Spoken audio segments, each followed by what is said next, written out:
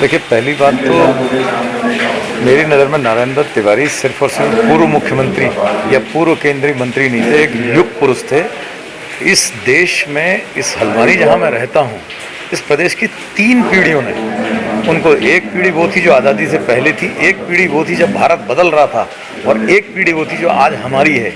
इन तीनों पीढ़ियों ने नारायण दत्त तिवारी को कार्य करते हुए देखा, और मेरा तो सौभाग्य है, मैंने तो उनके सानिध्य में एक बहुत छोटा सा पद पाया था और बहुत करीब से उनकी कार्यशैली को देखा, उनके विकास की सोच को देखा, और वास्तव में मुझे समझ में नारायण दत्त तिवारी पहले शख्स थे जिनकी वजह से मुझे ये समझ में आया कि राजनीति सिर्फ और सिर्फ ऐशो आराम की चीज़ नहीं, उसे पब्लिक के लिए काम करना, पब्लिक के लिए कार्य करना बहुत ज़रूरी होता है।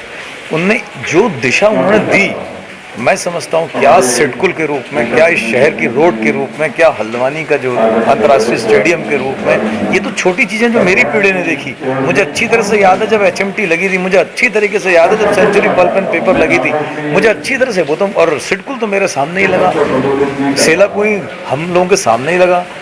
एक बहुत बड़ा औद्योगिक, आप सोचो घराने, इस औद्योगिक घरानों की अगर आप फेहरिस्त लिखें, यहाँ होंडा आई, यहाँ नेस्ले आई, कभी उम्मीद नहीं कर सकता था कि इस राज्य, छोटे से राज्य में इतनी अंतर्राष्ट्रीय कंपनियां आकर के अपनी फैक्ट्रियां लगाएंगी। तो नारायण दत्त तिवारी तो एक युग पुरुष है, उनके लिए तो मैं समझता हूँ जितना बोलें उतना कम है। लेकिन इतना सब बोलने के बाद भी उत्तराखंड का सबसे बड़ा दर्द है पलायन का, वो पलायन क्यों नहीं रुक पाया?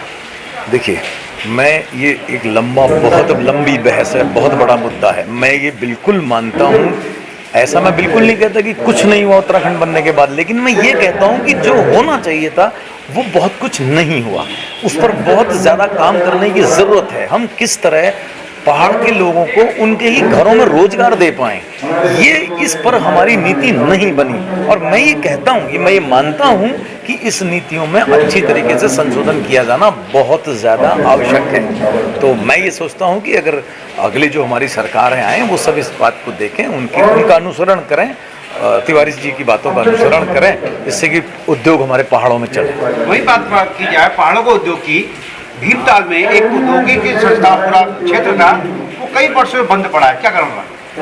नहीं, देखिए, वो उसके विभिन्न कारण, उस समय की सरकार की नीतियों की वजह से कई उद्योग धंधे बंद हुए, लेकिन आप पॉजिटिव उसका फैक्टर देखें कि जो लोग उद्योग लगाने यहाँ आए हैं आज के दिन में, जो सिडकुल में जितने भी लोग आए हैं, ये आज की सरकारों की जिम्मेदारी है कि उनका इस तरीके से ख्याल करें कि वो फैक्ट्री छोड़ करके ना जाएं, क्योंकि हमारे लोग बेरोजगार हो रहे हैं। 60% फैक्ट्रियाँ बंद होने के कगार पर है। ये आज की सरकार को, नारायण दत्त तिवारी को लगाया वो जो पौधा है, उसको बचाने की जिम्मेदारी हमारे आज के मुख्यमंत्रियों पर है।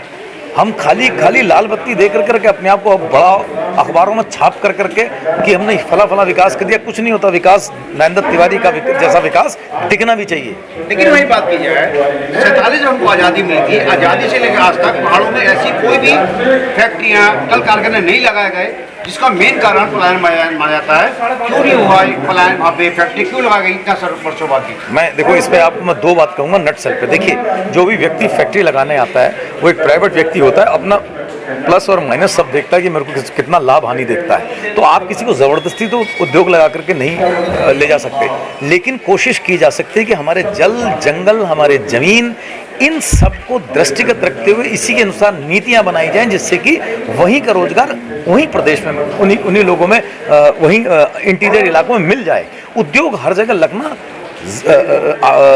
ज़रूरी नहीं है, मतलब मेरे कहने का मतलब है हर जगह उद्योग लगना संभव नहीं है। लेकिन वही बात की जाए, पहाड़ का जो युवा है उसकी बड़ी पीड़ा है कि हमारे जो जनप्रतिनिधि हैं राजनीति पहाड़ों से करते हैं, रहते अन्य शहरों में हैं, तो विकास कैसे होगा वहाँ पर? देखिए, ये आधा गिलास भरा या आधा गिलास खाली, इसको आप समझ लीजिए, लेकिन मेरा व्यक्तिगत रूप से मानना ये है कि आपकी जो बात है वो 50% सही है। कलेक्टिव रूप से पूरे सदन को, जितने भी विधायक पक्ष या विपक्ष के होंगे, उनको एक नीति बनानी पड़ेगी पहाड़ के लिए, नहीं अन्यथा पलायन दिन दूनी रात चौगनी तेजी से बढ़ता जाएगा। मैं ये मानता हूँ कि जो करा जाना चाहिए था तो 20 साल के उत्तराखंड बनने के बाद वो नहीं हुआ, उसमें संशोधनों की बहुत गहरी आवश्यकता है। विधानसभा में ऐसा विधेयक लाना चाहिए कि जो जनप्रतिनिधि जहाँ जीतेगा वही रहेगा।